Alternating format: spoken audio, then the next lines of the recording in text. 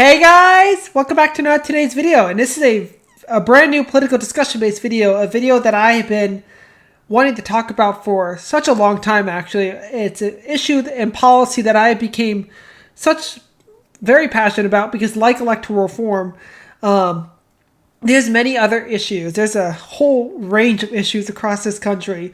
For me, that doesn't make sense in my opinion. That needs to be reformed and reorganized, like our broken winner-take-all electoral system, transitioning away from that and more into the realm of such as things like ranked choice voting and proportional representation. But ever since my life in college, and also taking the criminal justice class, I became very passionate about the injustices and and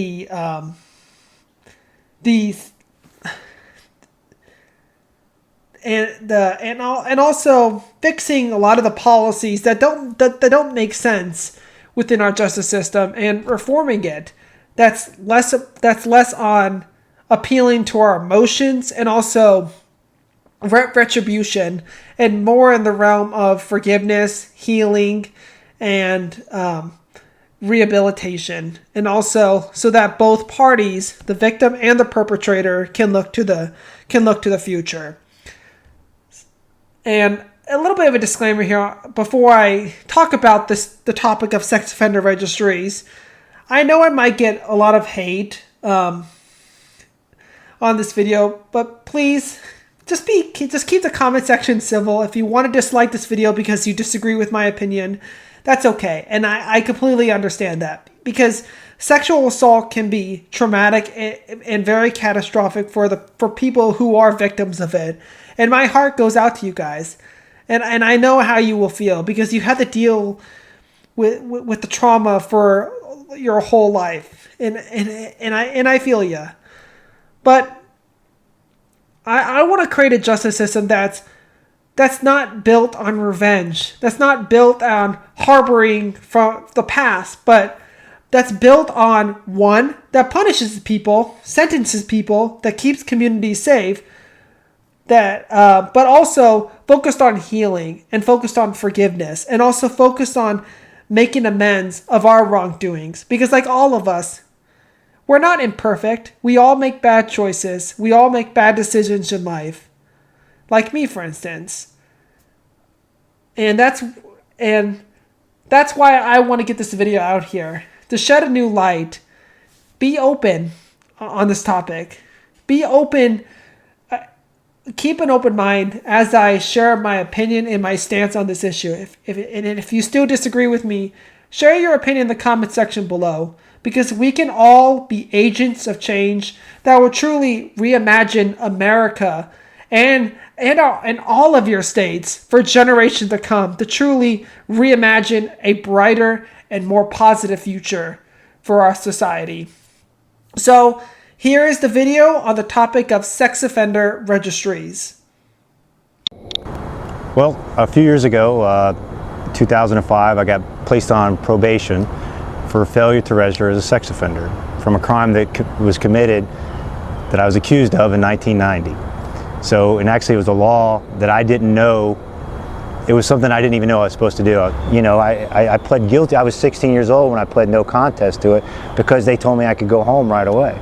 So, it's one of those things where if you plead guilty, we'll put you on probation, and this is it, and you can move on with your life. And I did that, and at this point I'm living in the woods, pretty much homeless. As you can see, I live in a tent, and I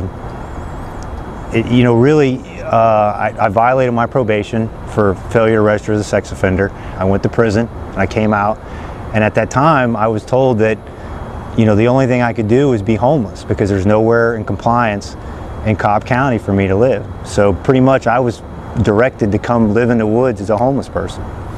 The laws, the state laws in the state of Georgia says that I can't live within 1,000 feet of a church, that I can't live within 1,000 feet of a daycare, any school, things like that. Just as the laws are with living, I can't work in certain places. If I work in a restaurant next to a daycare center, that's non-compliant. You know, really for me, the only thing I can do now is just look for work. You know, that's my main focus, is to find work. I feel like that's my center, is to find work where I can be productive and continue to, you know, to survive. The only help that I've received, and I'm waiting on it now, is I can apply. Since I'm homeless, I can apply for food stamps, and really to me that it makes no sense, because I become a nuisance. I become a burden to the county and the state when I'm actually I'm willing to work if somebody will give me a job. So it's really a catch-22. The law was meant for certain people, and it's meant for certain people, but not everybody falls in that category. When the night closes in, you know, I start a fire to keep the mosquitoes away, and there's snakes out here. We killed a couple snakes, and the raccoons getting to your food, and it's really just. So, what is sex offender registration?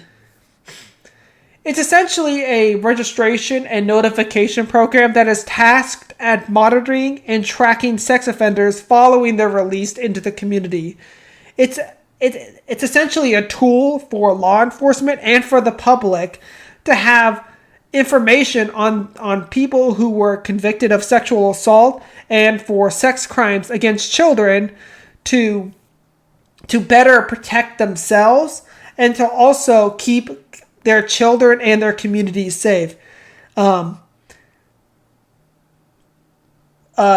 I go a little bit into the origins of sex offender registries, a little bit of intro.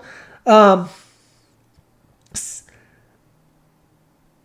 reason why these policies exist, it was led by a lot of victim advocacy groups, such as Patty Wetterling, who had a son, Jacob Wetterling, that was violently abducted by a child molester, by a stranger, and he was violently murdered by that guy. And what they argued for, and also what they argued for, is that they believe that if law enforcement had the tools and the resources to keep track and monitor these types of people, then they can take the precautions at keeping their kids and children safe, at preventing the next time someone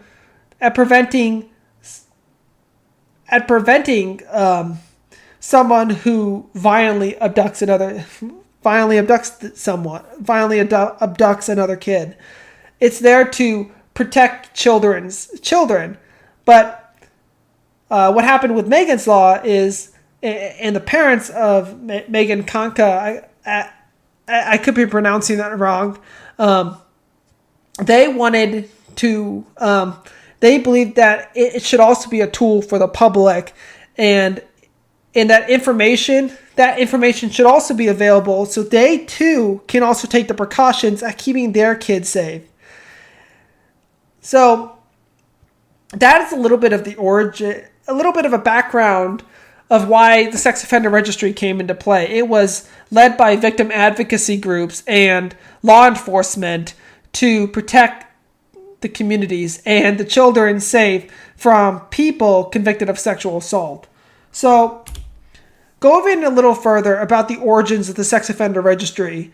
The very first state to implement sex offender registries was my home state of California in the year of 1947. They were the first.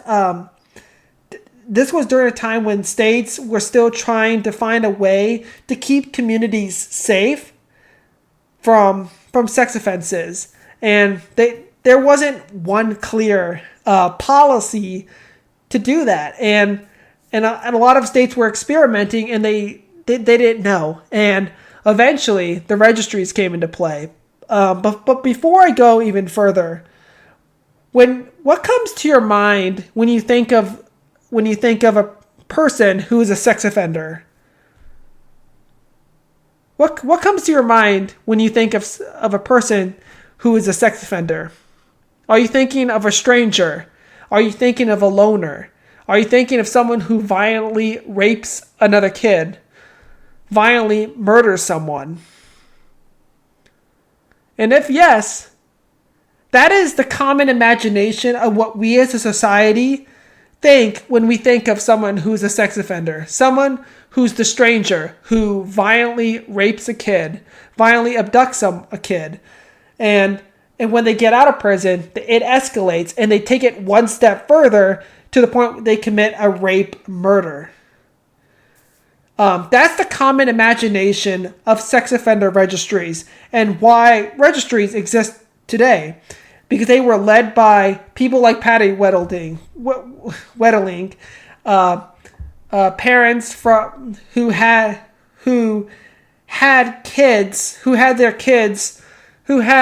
lost their kids who were victims of who lost their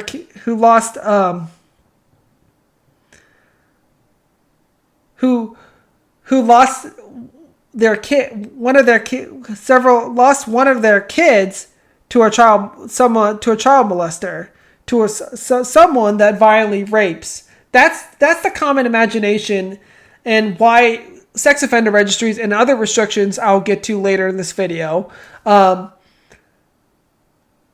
exist in the very first place. But those are super rare events. That rarely happens. Violent rapists, someone the stranger, those are extremely rare events because most sex offenses occur between family and friends. They are people who the victim knows.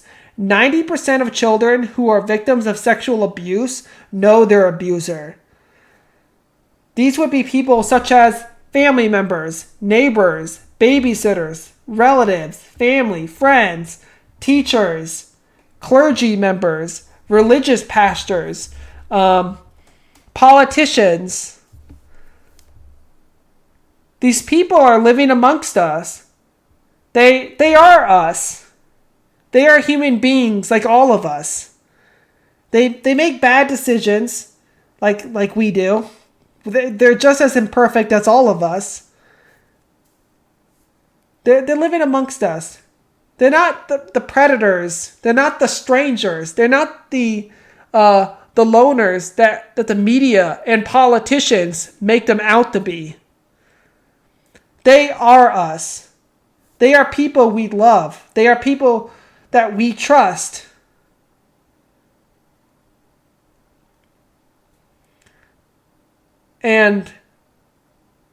But our narrative of the loner has applied that same narrative to all sex offenders.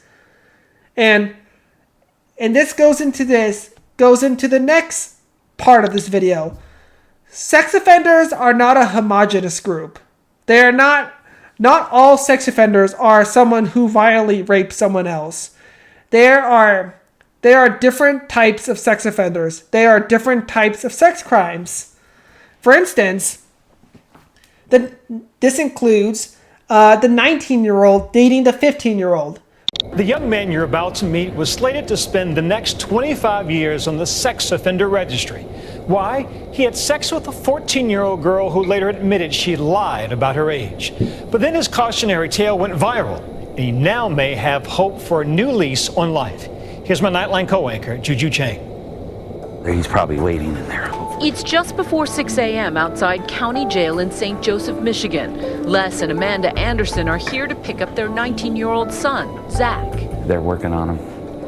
They said they're getting him out. It's been 2.5 months since they've seen him. How are you, buddy? Pretty good. Finally, the hug they've been waiting for. You all right? Yeah. He was arrested last winter after having sex with a girl he met on the dating app Hot or Not.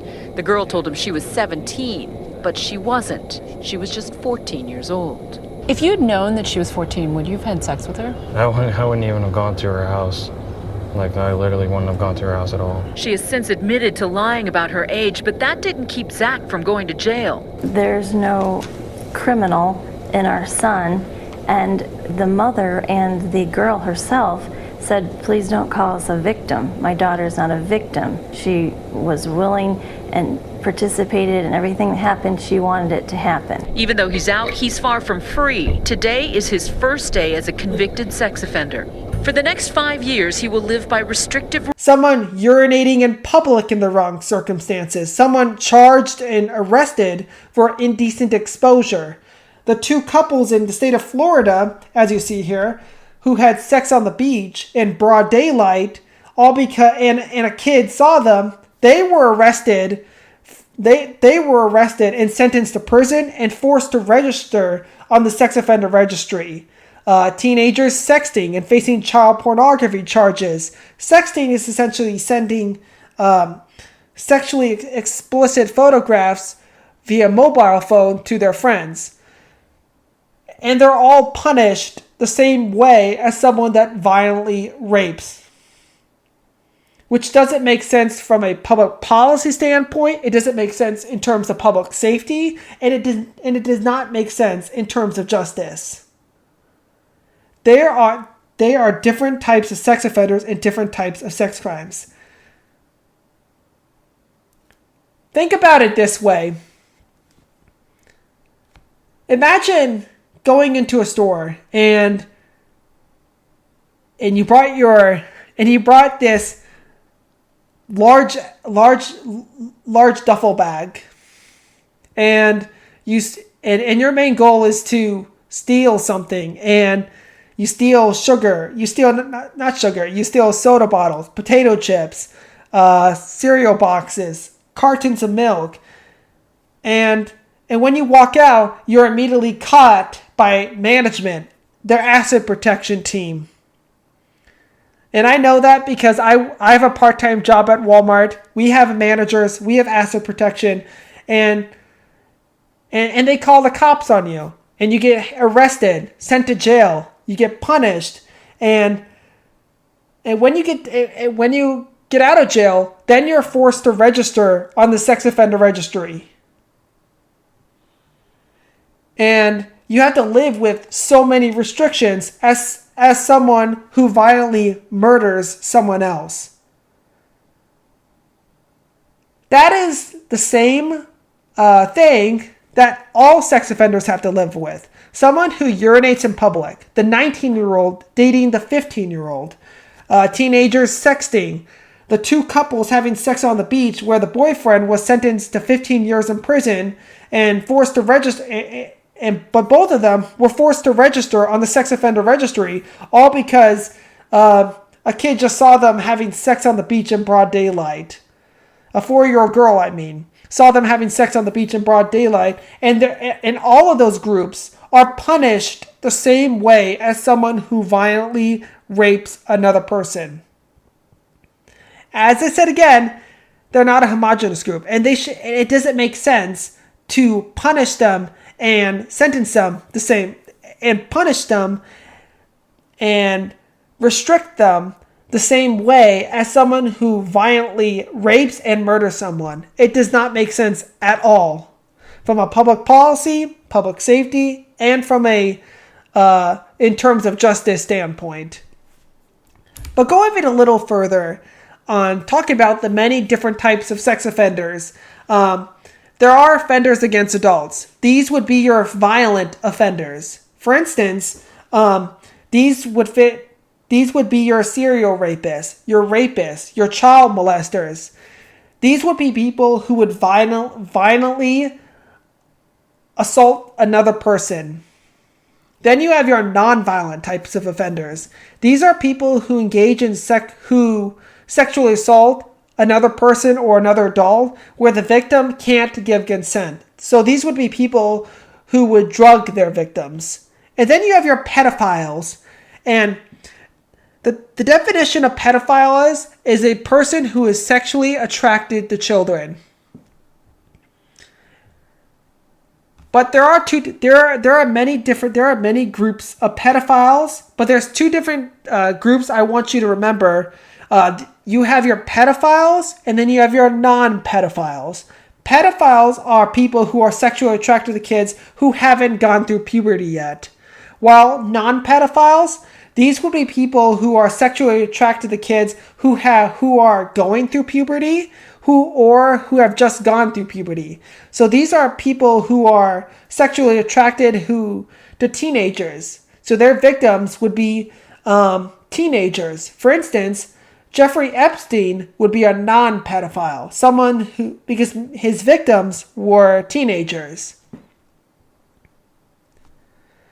And then you have your paraphilia type of offenders. And these would be your offenders that engage in sexual offenses at a distance, such as urinating in public, indecent exposure, window peekers, and having child pornography material. But what I'm trying to get at here is, and what I'm trying to say to you, sex offenders are not a homogenous group, and they should not be punished nor abide by the same restrictions as someone who violently rapes. There's this old saying that the punishment should fit the crime.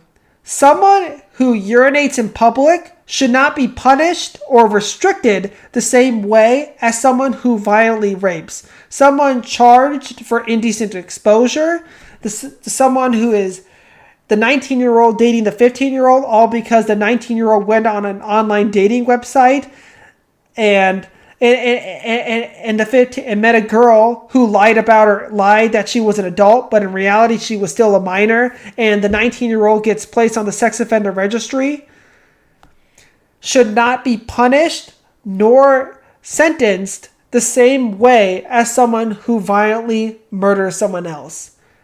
They should be punished that fits their crimes.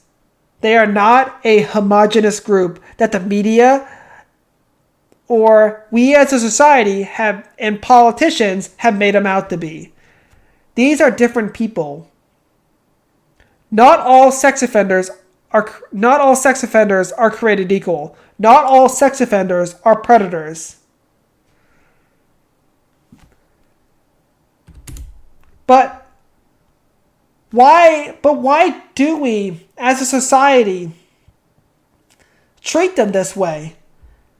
And this goes all the way back to a Supreme Court ruling where former Associate Justice Anthony Kennedy used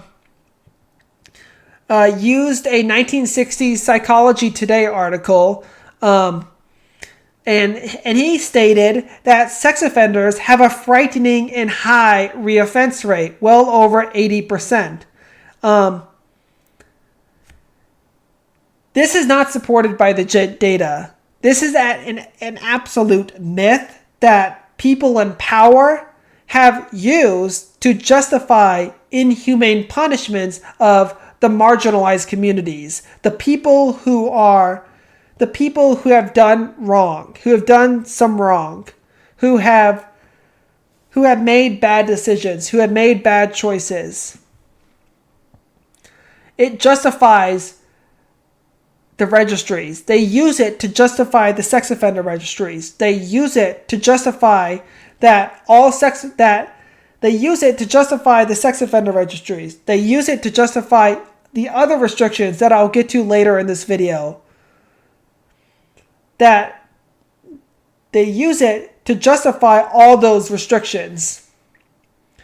To justify the inhumane punishments that these people, that sex offenders have to live with, people who are who were charged of a sex crime have to live with all their life. Following their release from prison, they use it to justify to justify these oppressive policies on these particular groups of people. And as I'm talking about, who I'm talking about, sex offenders, people in power use this to persuade the public that sex offenders are the other, that they can't be rehabilitated because they need something.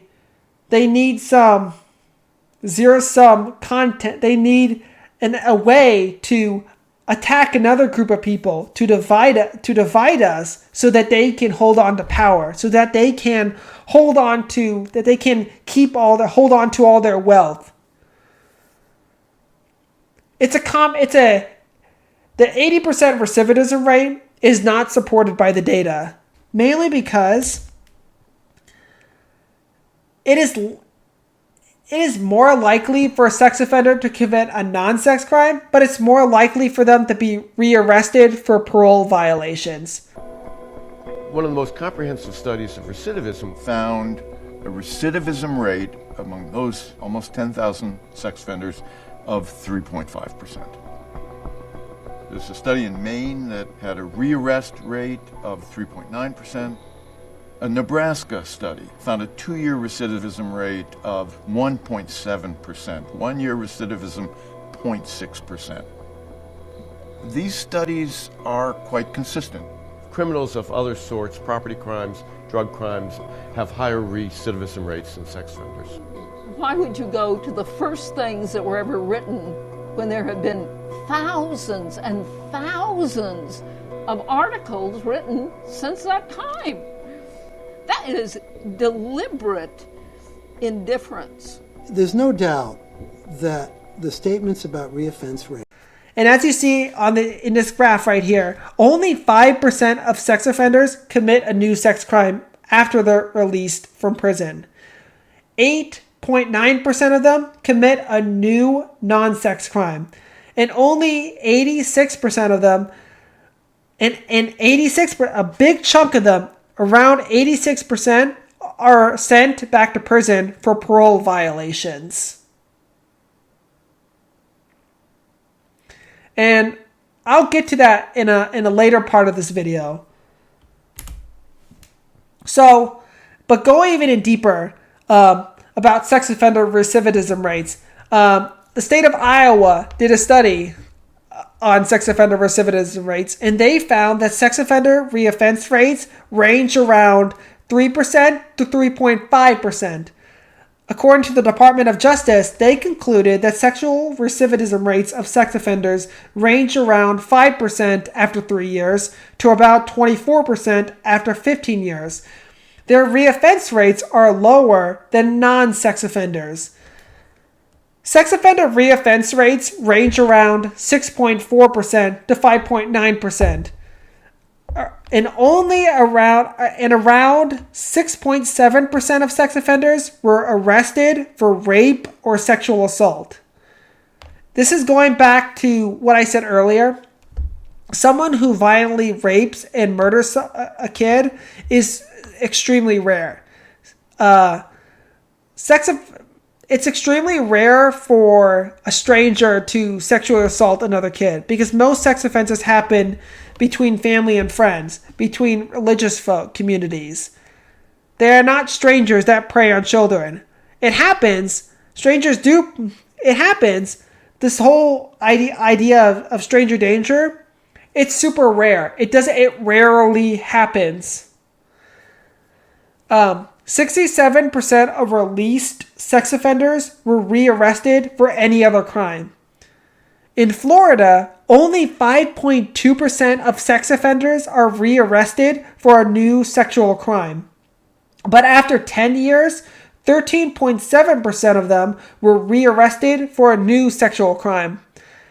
And around 32% of sex offenders in Florida were rearrested for technical violations.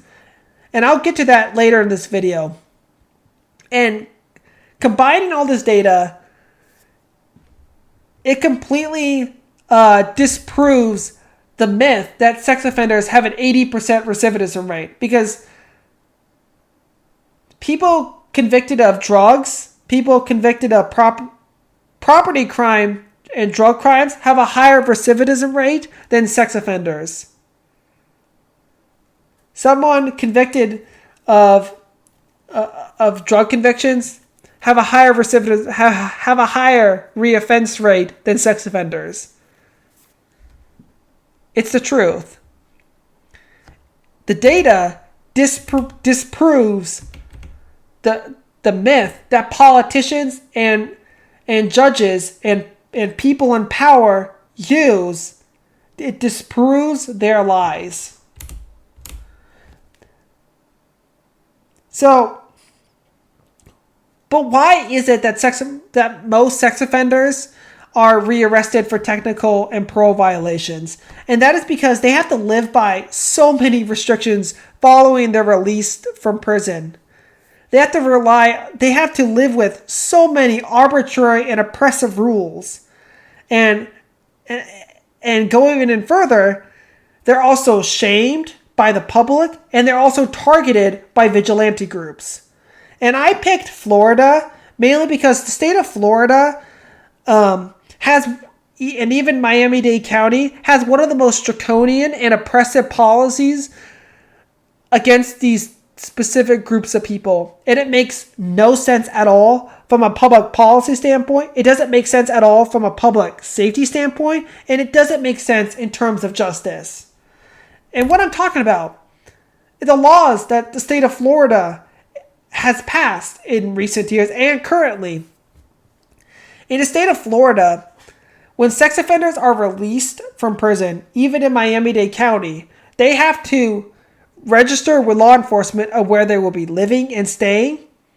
They have to register their identity. They have to register their occupation, register their vehicles, and so on. And if they get a new job, if they get a new address, or if they get a new vehicle, they have to re-register that with law enforcement. And failure to register is a third-degree felony. And what does a third-degree felony mean in the state of Florida? Well, you face 5 more years in prison. You have to pay a fine of up to $5,000, and you also have to, it also means 5 more years on probation. This right here explains why 32% of sex offenders in Florida are rearrested for technical violations, because there's hundreds upon restrictions that they have to follow, and failure to do so leads them back to prison. They keep kicking us away from street corners, makes living almost impossible.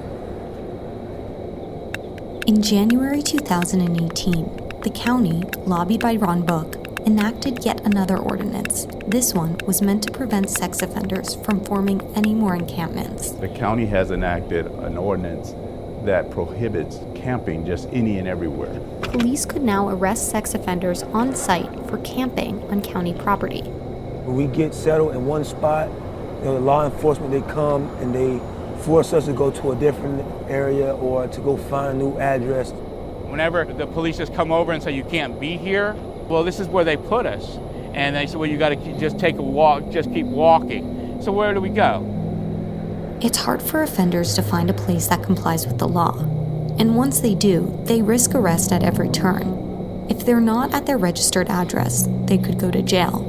But if their address is on county property, they're violating the camping ordinance, another jailable offense. And for those on probation, if the police tell them to leave and they comply, their ankle bracelet will go off and they could return to prison.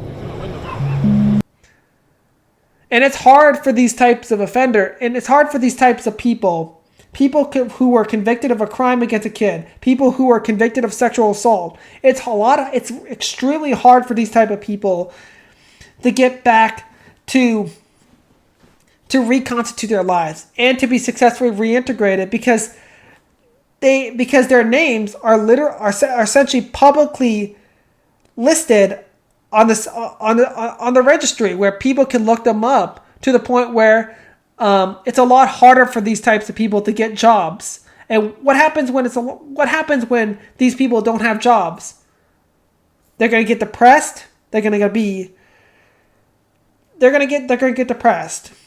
And what happens when they get depressed? They're going to turn to drugs, alcohol, and then eventually they're going to turn to crime.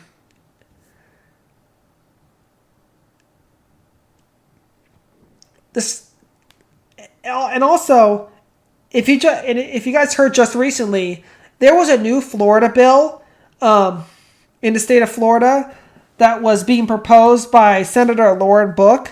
It would essentially require registered sex offenders and their family members who aren't sex offenders, who didn't even commit a crime in the first place, but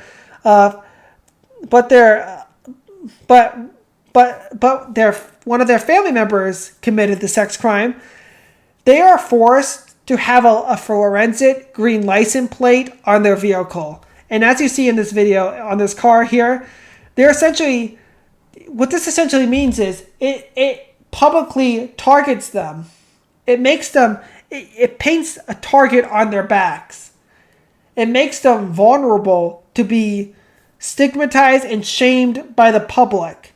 And they're also vulnerable to be targeted and attacked by vigilante groups. I immediately had to run in the bathroom and get sick. A double homicide in the neighboring county was a nightmare come true for Lila Folster, and she didn't even know the victims. How do I know they weren't going to come in here and murder my entire family? According to the Union County Sheriff, self-proclaimed white supremacists Jeremy Moody and his wife Christine, "He's a pedophile," killed Butch and Gretchen Parker on July 21st in their own home because Mr. Parker was a registered sex offender. In 2012, Jeremy Moody published a book and in it wrote, quote, "The only cure for child abusers and molesters is to have every member of their immediate family killed," end quote. The sheriff says Jeremy Moody told investigators he had plans to kill another registered sex offender, but his arrest prevented that. How do I know it wasn't my husband or my son? Folster's son, Lauren Duckworth, and his stepdad, Stephen, are both registered sex offenders. They all live together, so the registry lists their address, even the make, model, color, and plate number of their car. I'm afraid to be out. It also lists the charges, but doesn't explain the circumstances. They're not going to come in and slaughter my family just because I'm on the registry. Because they don't have enough common sense in a world of massive technology to do their research before they do anything. Because their information is available on the registry, they've been threatened and have had to move. Somebody screamed by in a car leaning out the window saying, "You better watch your backs because we're going to burn this whole house down, you perverts." Their hope. People like white supremacist groups and also Predator Patrol, which was founded by Judy Cornett. They would essentially patrol the streets and send sex offenders back to prison for the lowliest of crimes. In one documentary, I think it was Untouched or Untouchable, but I could be wrong. In one part of that documentary, Judy Cornett, or one of her, she was the person that founded Predator Patrol, and she sent a sex offender back to prison for consuming alcohol on his front porch. And other times she sent them back to prison for failing to register. What's the purpose of that? Doesn't make sense at all. It does not make sense at all. We should not be sending people back to prison for just consuming alcohol on their front porch or for failing to register. It does not make sense at all. We should be only punishing people and sentencing people who commit crimes, who break the law, who commit the most hideous crimes, because I believe those people should pay for their crimes, and when they get out of prison, they are free to reconstitute their lives again. Rehabilitated, and you get back to society, but society won't let a sex offender go back to it. They've committed a lot of hideous crimes. I think that everyone that commits a crime needs to pay for their crime. I think that's right. But when does that finish?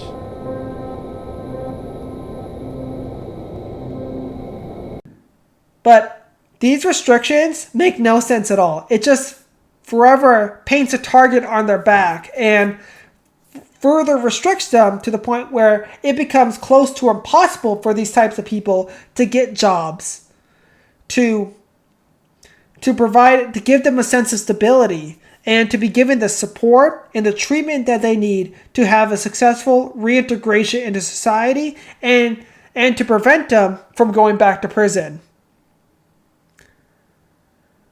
But Florida is doing the complete opposite. Because as well, they are also requiring them to literally have on their driver's license and or on their state ID to literally say that they're a sexual predator. that once again stigmatizes them. It targets them. It paints a target on their back from law enforcement and from vigilante groups. And it makes it forever harder for them to be successfully reintegrated into society, and deterring them from committing another crime which will land them back in prison. It makes it a lot harder for them to reintegrate into society. So this takes me to another part of this video: the life of sex offenders after prison. Most of the time, they're forced into homelessness, mainly because in the state of Florida and in Miami-Dade County, but in Florida, sex offenders are restricted from, they can't live 1,000 feet of a school, daycare, or park. But in Miami-Dade County, the people that live in Miami-Dade County, they are restricted from, they can't live 2,500 feet from a school, daycare, or park.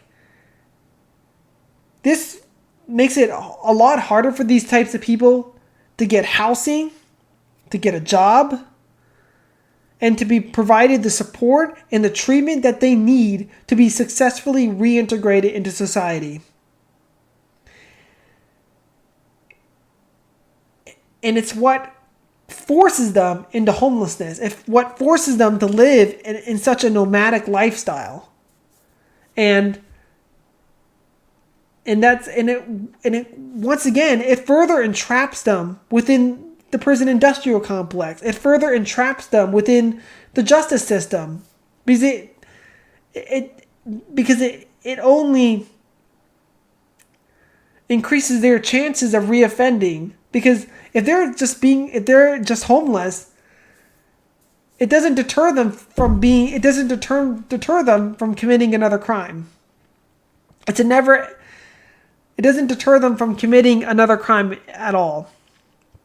And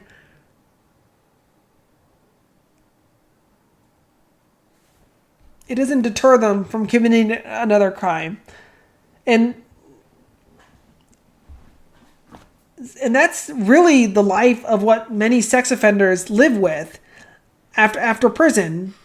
And how are they ever, and if people are seeing them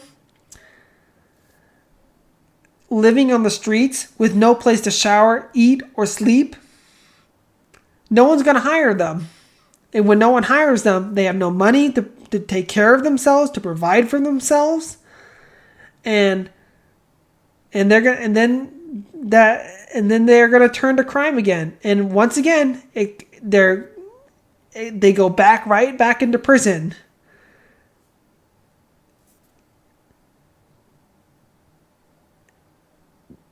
Residency restrictions in the sex offender registry, they do nothing at keeping kids safe, at keeping communities safe. Mainly because their recidivism rates are extremely low. They're not. It does nothing to keep communities safe. It only stigmatizes these people. It only shames them. It makes it extremely, to the point, impossible for them to reconstitute their lives and to be successfully reintegrated into society. So, what happens in reality? As I said before, they're targeted by vigilante groups. And also, Missouri and Michigan, they did a study to see if residency restrictions were effective at deterring sex offenders from reoffending, and their conclusion was that there was no correlation between restricting sex offenders. There was no correlation between sex offender recidivism rates and restricting where they can live. There was no correlation.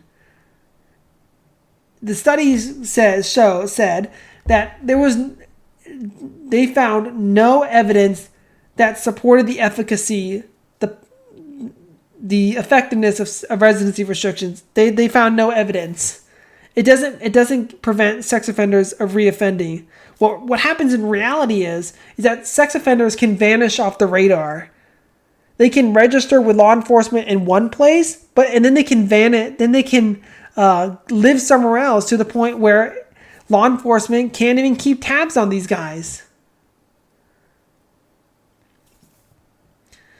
And most of the time, they're rearrested for technical violations because, as I said before, there's hundreds upon restrictions that they have to abide by, and the tiniest violation can land them back into prison. On top of that, it tears apart families because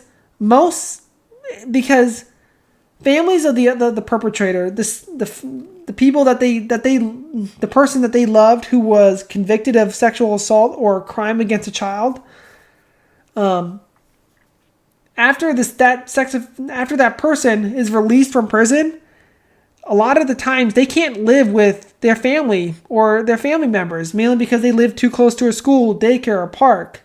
And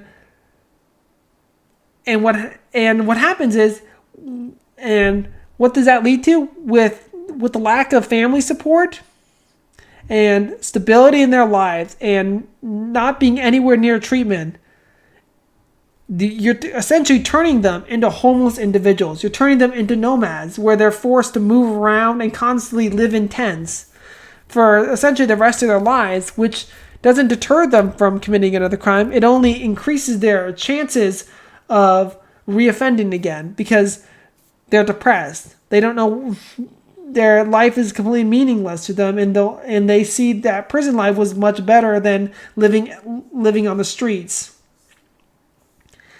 And the family of the perpetrator, they face a tough decision: either go homeless with them or just remain separated and divided to the point where they can't give them the love and support that they need, like we do, to ensure that they're successful also. On top of that, most sex offenses go unreported, mainly because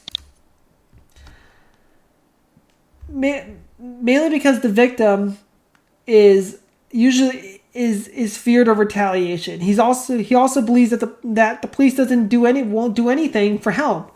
It's also personal matters, and also going back to the idea that most sex offenses occur between people that the victim knows, between family and friends.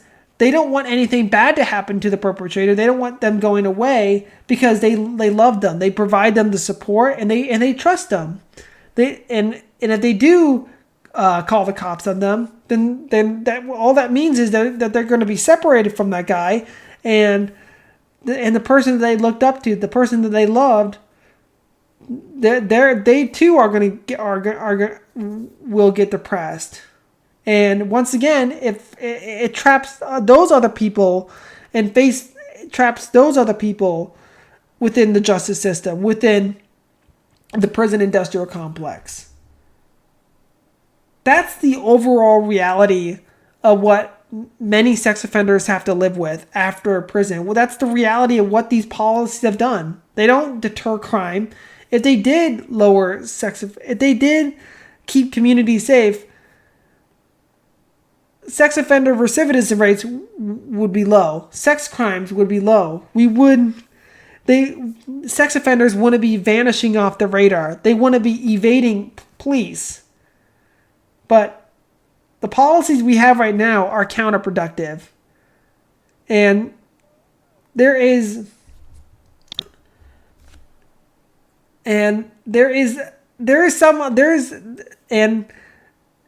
question lies here. What do we do about it? What's the solution to fixing this problem on the topic of sex offender registries? The solution is moving away from offense-based to risk-based assessment. Making the registry private. Only making it a tool for law enforcement, for counselors, and for therapists. Educate the public around sex offenders. This means working on languages that we as a society can use, not stigmatizing them by calling them predators, because they are not predators. They are also human beings like all of us that made bad decisions. Bringing in, relying on rehabilitation and treatment services, bringing in this idea of restorative justice that I'll get to later on in this video, and restoring their rights and lives. And also design criminal justice policies solely based on facts and data, not on myths or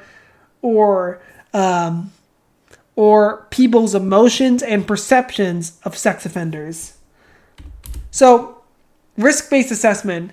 We should be taking people off the registry who are no longer a danger to society. We should be allowing the perpetrator a chance to prove himself that he's no longer a danger to society. Also, as I said before, make the registry private. The registry should only be a tool for therapists and counselors, and I should say law enforcement because I did say that earlier, to assess offender risk of whether or not they are still a danger or they're no longer a danger to society, and also design recovery plans that would pave the way to plan out their treatment services, the treatment that they need, and the rehabilitation that they're going to need to go through to be productive neighbors and no longer a threat to society. And this goes on to this other principle, humane prisons. I became a big, staunch supporter of the prisons, how it is handled in Norway. Mainly because I believe it's one of those ways to lower recidivism rates and to prevent people from going back to prison. This is solely based on the idea of rehabilitation and restorative justice for all types of offenders, regardless of the crime that they committed. Prison life should replicate society as much as possible. As you see in these photos, these are prisons in Norway built on normality, where it replicates society as much as possible, where it treats all those prisoners as human beings. Treating them as human beings and working with them and mingling with them, forgetting about the crime that they committed, but only looking to the future, at making them into productive neighbors and to make them into better people for society. So we are lowering the prison population in society. On top of that, allowing all prisoners to vote while incarcerated or on probation, because voting gives people a greater sense to their communities. It gives them a greater sense, and when they have a greater connection, they are less likely to recidivate and go back to prison. We should be treating these people as human beings. We should look beyond the crime that they committed and only look to the future. I'm not saying that the crime that they committed, they should be punished, and they should serve their time, and they should learn their lesson while they're in prison.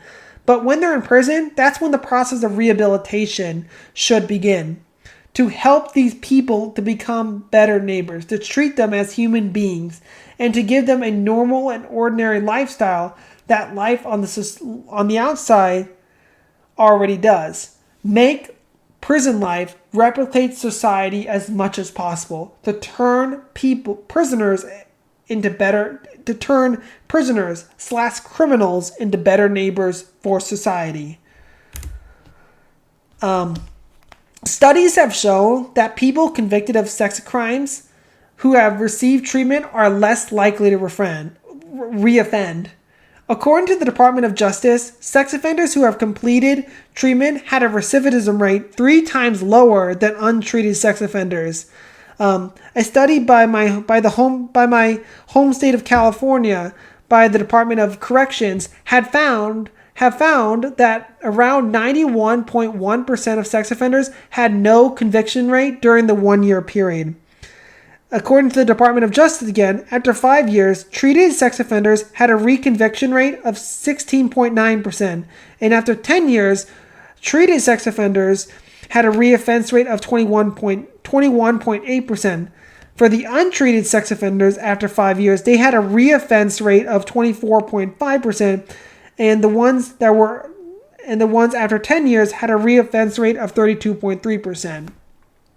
Which goes to show that sex offender recidivism, that rehabilitating these people, rehabilitating these human beings, people who are convicted of sexual assault, people who are convicted of sex crimes, who rehabilitating people and giving them the treatment and the services that they need will lead to they will have it will have them, what's the word? They are less likely to recidivate, less likely to commit another crime again, because they are transformed into better neighbors for society. And if you don't believe me, Shania Baldwin, she is a registered sex offender from the state of Oklahoma, and she was in this documentary titled Untouched, as I said earlier. She's a mother too, and she isn't some dangerous pedophile. She isn't some violent offender. She just made a bad decision and she made a bad choice and decision. She's imperfect as all of us. What happened was, on her birthday, when she was 19,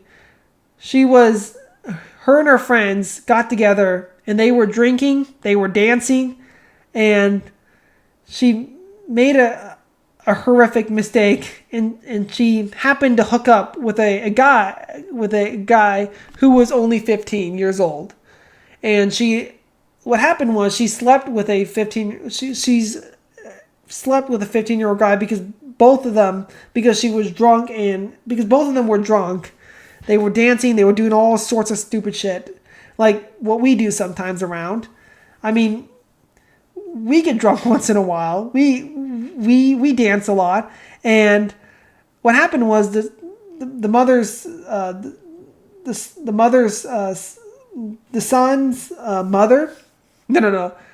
boy's mother filed against her and called the cops on her, and she was placed on the sex offender registry. She was listed as she was forced to register for life on the sex offender registry, and she was listed as Tier 3. Tier 3 means is the worst of the worst. They are people who are the violent offenders. And this is going back to what I said in the beginning. Sex offenders are not a homogenous group. There are different types of sex offenders, and they're all punished the same way as someone who violently rapes. And she has to live with this all her life, all because she was drinking one night, dancing, doing all sorts of stupid shit with her friends, and she lost the judgment. She didn't have the judgment that night because she was just all drunk, and she slept with a 19-year-old, slept with a 15-year-old guy, and she has to now register as a sex offender for life. And she's punished and restricted the same way as someone who violently rapes. And the truth is, she's not a violent rapist. She just made a mistake. She just slept with a person because she was drunk. She was drinking that one night on her birthday. And she lives with that and carries that for the rest of her life. The punishment is never ending for her. And because of that affected all of her life. And she's aware of it. She's aware that what she did was wrong. And if people are aware that what they did was wrong, they can learn. They can transform themselves into better people. They can be successfully rehabilitated. Treating these people as human beings. And as you see in this one footage, to write the paper I went from working at a gas station to, oh wow, I'm writing for a newspaper. Like, I'm doing something. This could really lead somewhere. And then there was a complaint. Somebody found out that I was a sex offender. They just said that we can't have your name out in the public like that, so we're gonna have to let you go.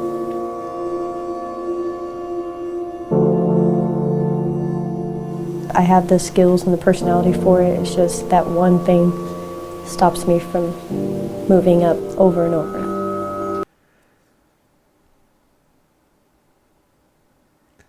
As well, people like Jamie Greaves, the Lily's Pizza owner. Take long for people to start talking about it on social media. Then it came out that one of the co-owners of Lily's Pizza, James Greaves, is a registered sex offender. Many people posting on social media say they plan to boycott the shop. We all make mistakes. Unfortunately, mine was fairly significant and is all over the internet. Other people say they don't think a sex offender should be allowed to own a restaurant within walking distance of Durham School for the Arts. I'm not the monster the internet has made me out to be. According to state law, He's a registered sex offender. His crime he wasn't a violent rapist. He made a bad decision. He made a bad choice. Like such as Shania, they both have to pay for it for their entire for the rest of their life, and they're aware of that, and it affects. It hurts them to the point where they can't follow their dreams. They can't do something that they love doing. We should be giving these people another chance after they're released from prison. You know, this idea, this philosophy that we used to have, I believe, to be honest, people who have committed the most hideous crimes, people who commit crimes should pay for their crimes. They should be sentenced. They should be punished, and the punishment should fit the crime, and they should pay for it. But they should learn their lesson. They should be rehabilitated while they're in prison, and when they get out of prison, then they can reconstitute their lives again. They can start it fresh. They can be given a second chance at life. And it shows between Shania and Robert Greaves, and also Thomas in Tennessee. This is when you're most likely to see Thomas. You got 15 minutes to get in and get on out there. They locking the door. He keeps to himself, which is why most grocery store runs are when there's hardly anyone around. Thomas seems to think it's safer that way, so for now we'll stick with first names. This is life as he's known it for years. Widowed, in his 60s, and led by faith. Teach me the way, O Lord. The Lord is my light and my salvation. While faith may have seen him through tough times, it's family that's given him something to live for. And I'm trying to get to know my kids so I get to know my grandkids, but my past was standing in the way.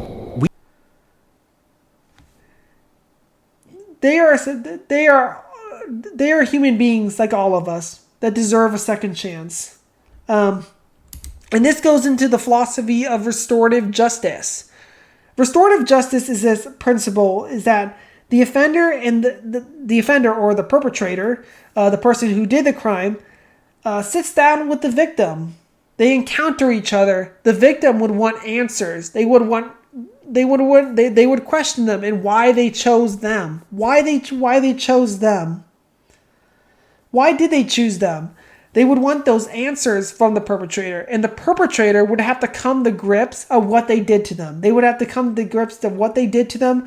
What they did to their victims was wrong, and they would have to focus on making amends of their wrongdoings. They would have to work on gaining their trust again and repairing the harm that they inflicted on their victims.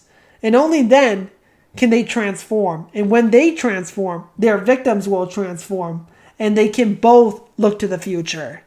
That is the principle of restorative justice that we need to apply more of it within our justice system. And it can work. People like Shania, people like Robert Greaves, and also Nicholas Thomas. All those people can have, not Nicholas Thomas, people like Thomas and Robert Greaves and Sean Baldwin. They all can be given a second chance. They can transform like all of us. We make bad choices, but we're all, and like myself and all of us, we're all striving to be better people in life.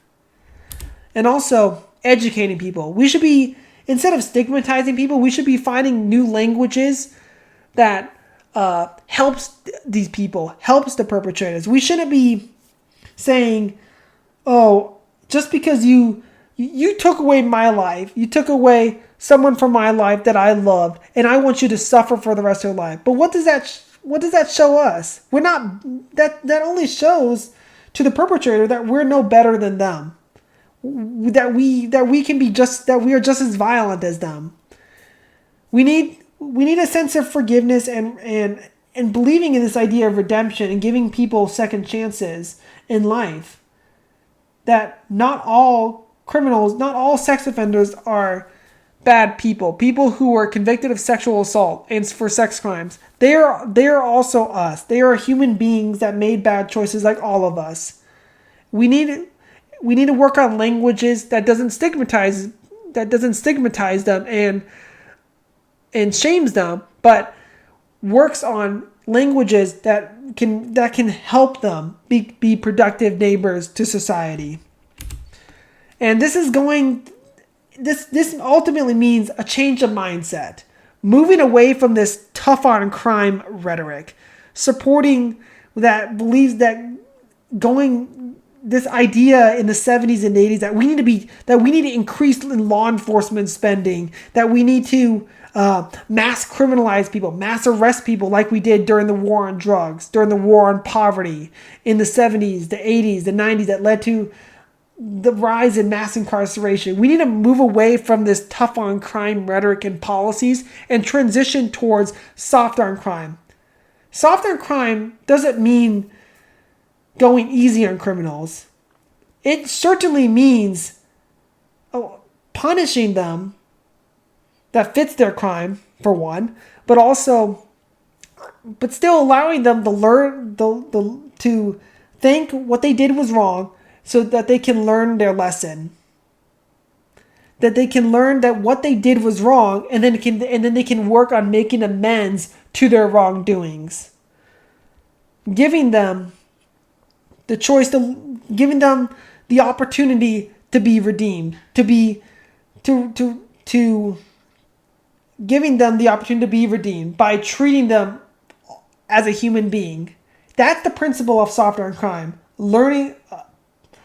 Having people in prison, people convicted, punished, people who committed a crime should pay for their crime. They should learn their lesson, but they should also be treated, but they should always, and most notably, always be treated as a human being while they're in prison, because it helps them recognize that what they did in